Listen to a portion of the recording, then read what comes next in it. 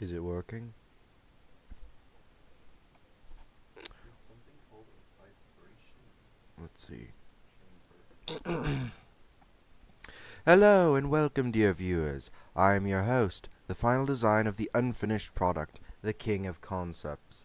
On this fabulous day, we'll be continuing our dive into the cost of power, the game slowly draining my soul. So I'm just going to say this right now. I don't write the script. This episode is sponsored by King Sheep. Who the crap's King Sheep? No, no, no.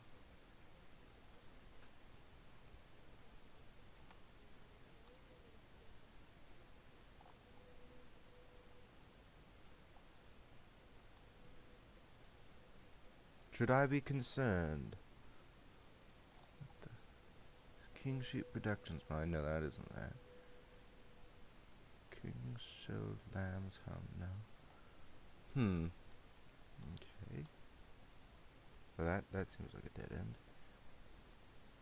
It's the only thing that kept me going near the end. That still doesn't answer my question. Let's edit. Let's set some ground rules to make this easier. Let's break the food chain into more manageable bites. First, we'll find the weakest links and cut there. Each segment should be no more than 5 links long. After it is properly cut, season it with lemon and lime juice and some basil. And you can't forget the... What? Okay, I'm pretty sure this is supposed to be a joke. We really need better communications. Raw chokes violently. Oh, sorry, it's like I made myself sick by referencing a terrible game known as The Competitors. Oh, it's a Raid Shadow Legends joke. What I meant to say was ranch. Either way, after you finish seasoning your food chain, it is time to throw it into the oven. I can usually make mine in from across my apartment, but if you haven't been going to the gym for the past 2 weeks, like me, you can just put it in normally, because literally throwing your food chain into the oven is very impractical. Once it's in, through any means necessary, well, that's interesting choice of words, set the heat to about 400 degrees Kelvin, because if the ranch didn't fill you in, this is a vegan dish. Now my oven gets very hot. That sounds like a you problem. So normally when it reaches temperature, it's done, but it may take a bit longer for you at home. Finally, remove it from the oven, set for 5 minutes before plating, and enjoy. I can't believe he makes me read some of this. What even is this? Onion rings? That would actually be quite interesting. A food chain made out of onion rings or sausage links. Oh well. Anyway, the raid risk number has 12 different levels depending on the chance of occurring, as well as danger. 1 out of 10, guaranteed, and avoid at all cost, or AC. This is mainly supposed to measure how much effort should be used to avoid it happening. Of course, all raids should be avoided. In all seriousness, we have 3 food chains to talk about. So let's begin. We'll give each 5 plants, 2 herbivores, and 3 predators. Let's do this. With 1 being an apex predator. Oh, and also, if you're wondering, we didn't have enough time to do the dioramas this week, so unfortunate. But then again, we have like 15 plants alone.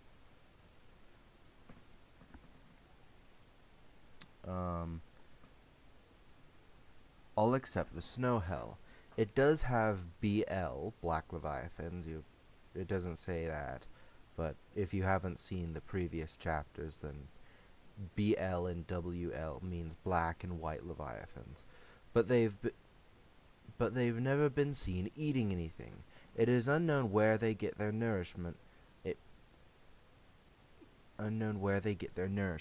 It has been added to the record that they release small amounts of mana, which helps to remove the magic snow of the snow hell, as it clings to items that store magic, and is notably dangerous to demons, since they actively metabolize the ambient mana in the air for nourishment.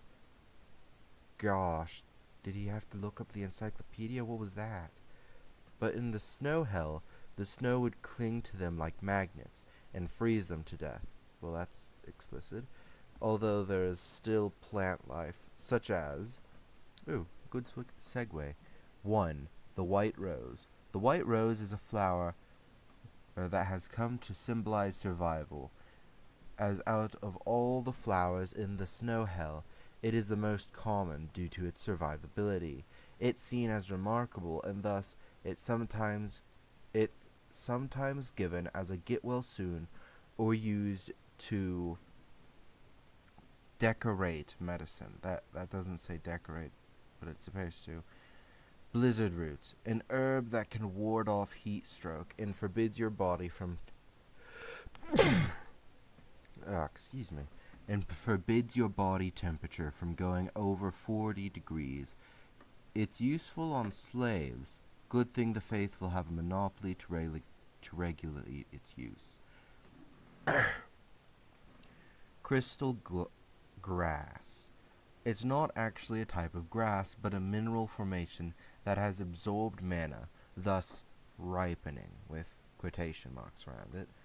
It's used as an ingredient in ice magic balls and focuses. Crystal magic balls that utilize ice magic. Snow moss, a clump of moss that itself is a super insulator, used in the clothing that is required to meaningfully traverse the snow hell. It is a popular trade good. Hollow shroom, a type of mushroom that's as hard as stone. It feeds on the seemingly abundant mineral in the ground and can change shape and color depending on where it is placed. The types of shroom that grow in the snow hell are normally made of a form of ice.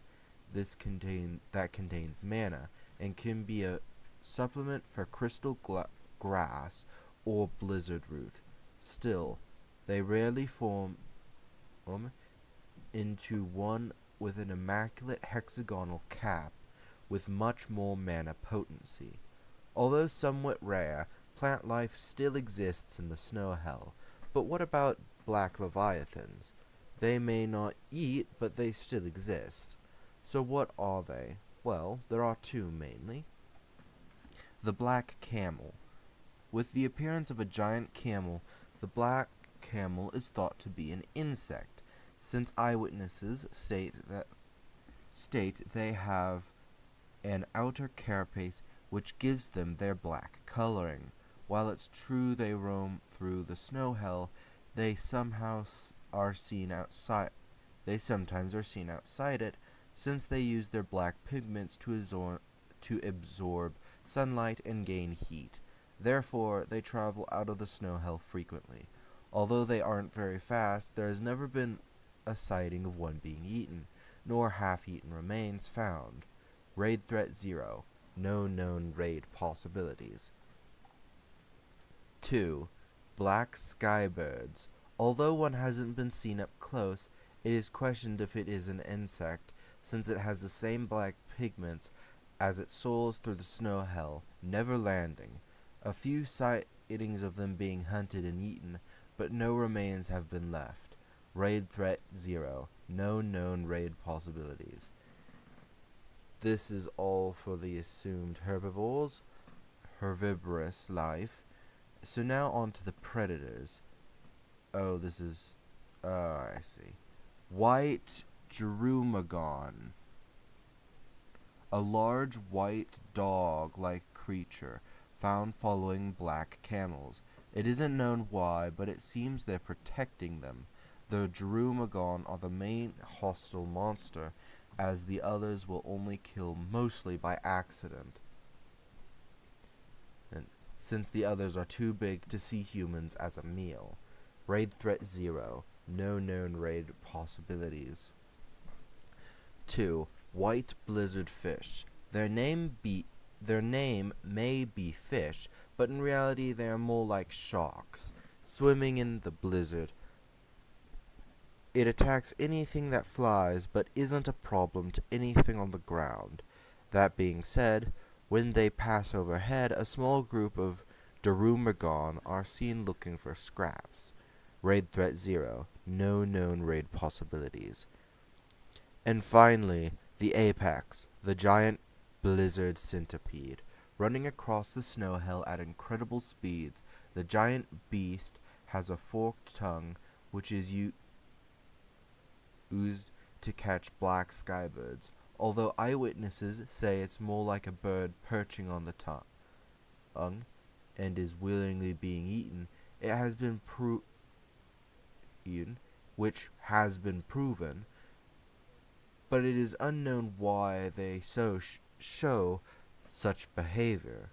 The great blizzard centipede seems to be a filter feeder, as like a whale, but its diet is unknown. It is widely believed the place the Yetis have been trying to make their way to is the nest of the blizzard centipede. Although the Yetis have been vague about whether it's true or not, they mostly say yes. Raid threat 2. One known raid possibility. Termination code 5. Oh. The other two food chains are separated into high and low altitudes. Let's start with the low altitude, since I'm afraid of heights. So, on with the plant life. Number 1. Meadow grapes, a common type of grapes found across the lower regions of the south. They are grown normally in the region and are used to make wine. It's a fine vintage, goodness. Wild corn. Wheat-like corn can be used as flour, but it's normally only done by the poor. It's normally used as livestock feed. Old apple. A regional delicacy known to be an ancient species of tree, thought to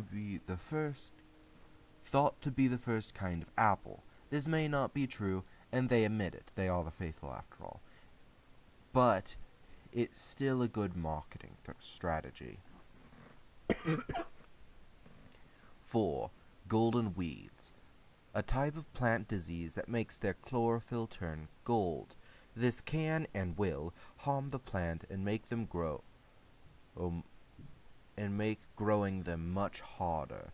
But both its taste and aroma improve substantially, making farmers skilled enough to intentionally infect their crops to raise value. Odd roots.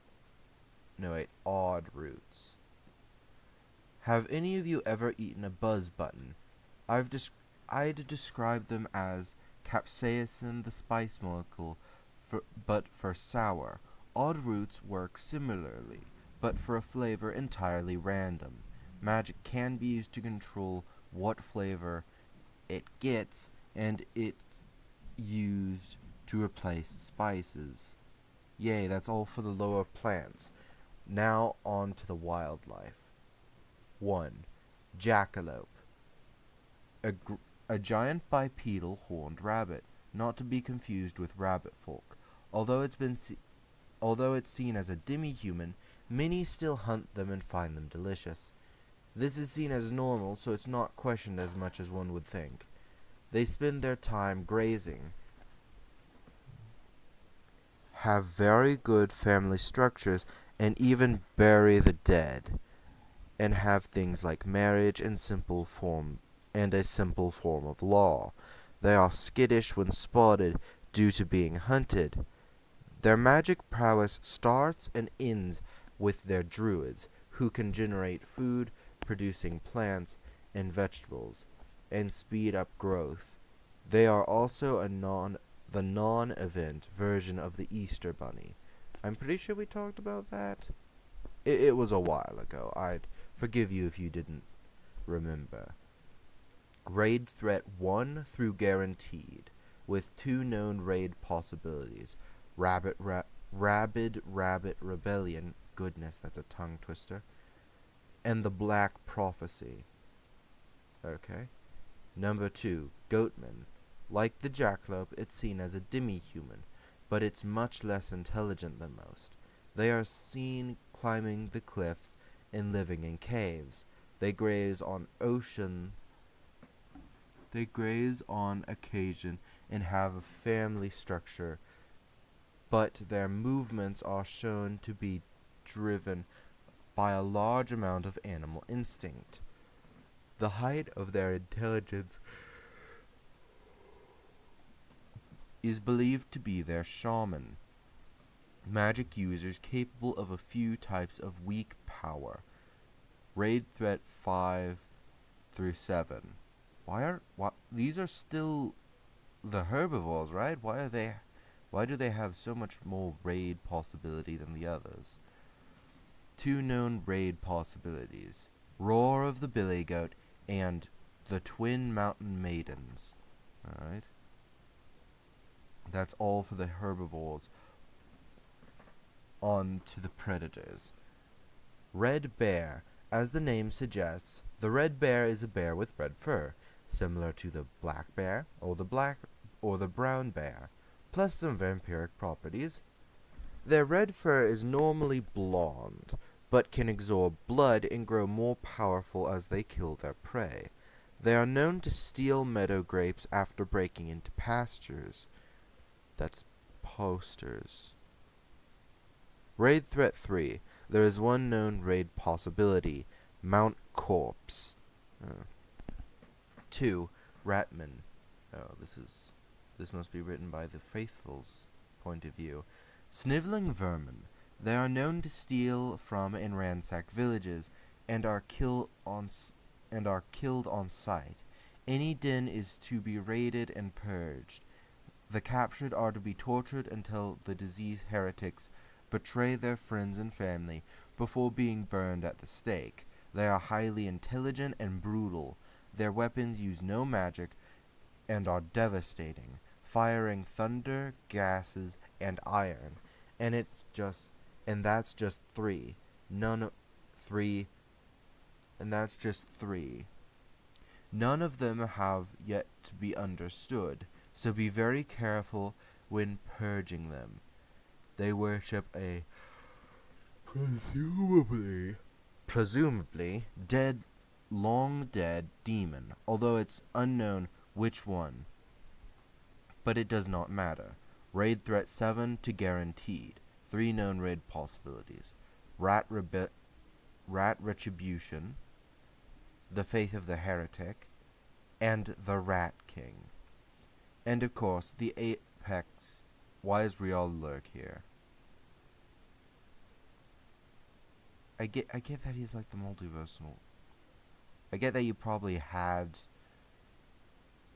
to put him here. However, I'm just going to skip that. And finally, the high altitude food chain. 1. Skycap. Sharing its name with a hat is something. That's a weird